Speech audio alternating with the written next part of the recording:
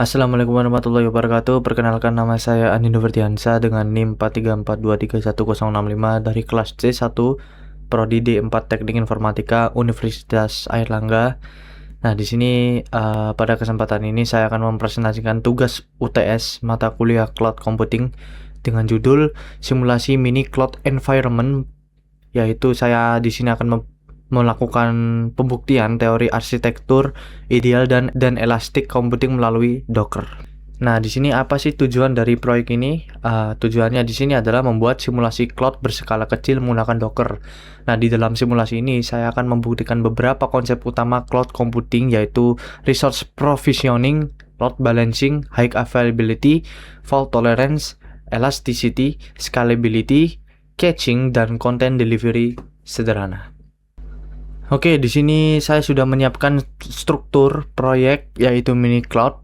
Di sini ada folder app yaitu berisi backend Flask. Nah, untuk folder Nginx di sini berisi konfigurasi reverse proxy. Terus ada load balancer dan cache. Sedangkan file compose.yml digunakan sebagai blueprint untuk menjalankan beberapa service Docker. Nah, di sini sebenarnya di file ini tuh isinya cuman backend sederhana yang berbasis Flash aja. Di sini ada endpoint seperti slash. Nah, slash ini itu mengembalikan respon JSON yang berisi pesan hostname, container, dan waktu generate. Nah, hostname ini itu penting banget karena nanti bisa membuktikan request masuk ke container worker yang berbeda. Terus di sini ada endpoint slow. Nah, slow ini sengaja saya buat untuk untuk dibuat lambat selama 3 detik aja. Nah, gunanya di sini untuk membuktikan konsep caching itu sendiri. Nah, lalu di sini ada file nginx.conf. Nah, di sini file ini tuh kayak mengatur nginx-nya itu sebagai reverse proxy. Nah, nginx di sini tuh menerima request dari pengguna lalu meneruskannya ke backend yaitu app5000.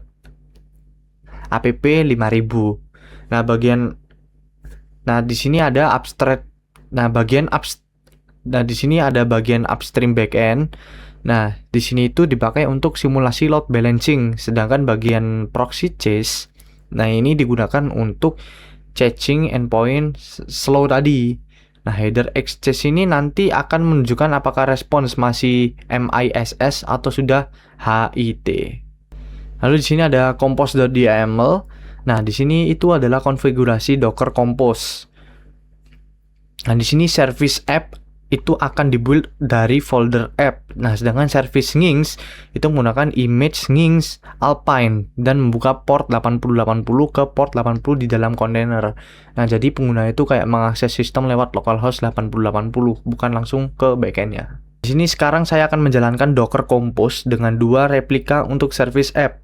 Nah, di sini kelihatan kalau kontainer itu udah berjalan. Nah, di sini udah kelihatan lah yang running ini adalah mini cloud. Nah, di sini langsung aja saya buka localhost 8080-nya. Nah, jika Anda lihat output-outputnya itu, dan di sini saya memperlihatkan bagian hostname. Nah, jika hostname berubah antar request, berarti request tidak hanya dilayani oleh satu kontainer aja, tetapi dibagi ke beberapa replika backend. Nah, di sini tuh membuktikan lah ya bahwa konsep load balancing itu pendistribusian beban kerja itu ke beberapa node. Di sini saya akan coba matiin salah satu kontainer ya. Nah, di sini mini cloud app 1 udah ke stop. Nah, apa sih yang sudah saya lakukan tadi? Dan di situ tadi itu saya mensimulasikan kegagalan pada salah satu worker node dengan mematikan satu kontainer backend. Dalam cloud computing, kondisi seperti ini itu disebut failure pada node.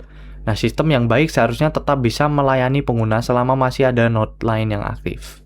Dan di sini saya kasih contoh aja bahwa di sini tuh ada layanan yang tetap bisa diakses.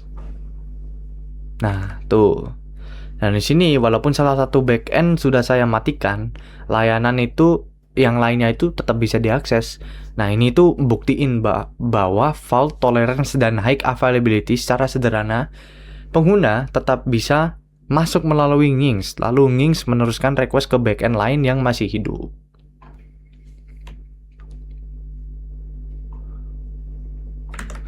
Nah, sini kita coba start lagi ya kontainer yang kita stop tadi.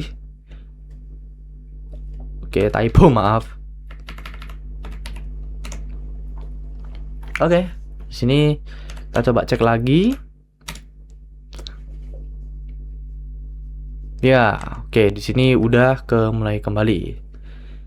Nah, di sini apa sih yang saya lakukan tadi itu? Nah, setelah pengujian fault tolerance selesai, saya menjalankan kembali kontainer yang tadi dimatikan. Nah, ini tuh kayak menunjukkan bahwa node itu bisa dipulihkan tanpa harus membangun ulang seluruh sistem dari awal.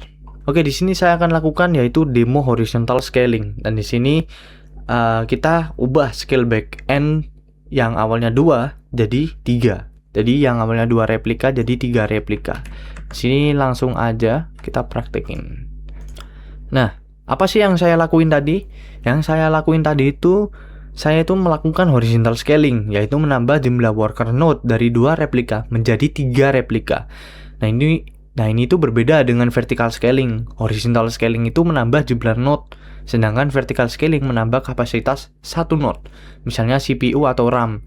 Nah, pada simulasi ini, saya membuka elasticity karena kapasitas backend bisa ditambah tanpa mematikan layanan utama.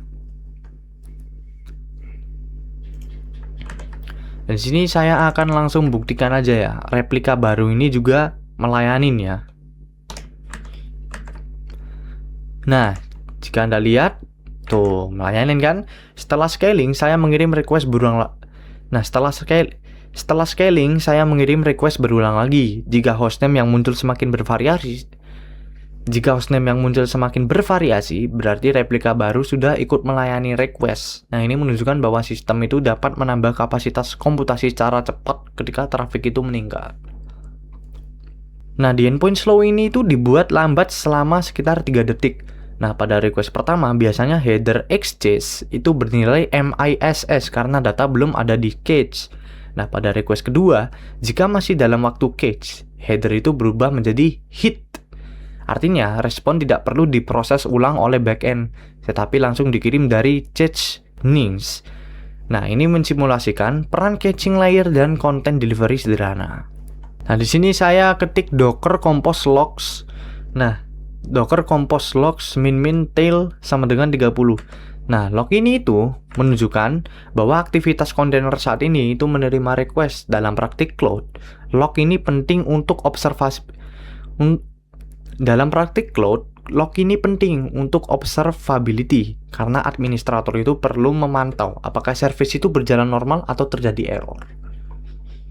Nah, kesimpulan dari tugas UTS saya ini, project mini cloud ini menurut saya berhasil mensimulasikan beberapa konsep utama cloud computing menggunakan Docker. Nah, konsep yang dibuktikan itu meliputi provisioning resource, load balancing, fault tolerance, high availability, horizontal scaling, caching, dan prinsip ideal yang udah saya praktekkan tadi.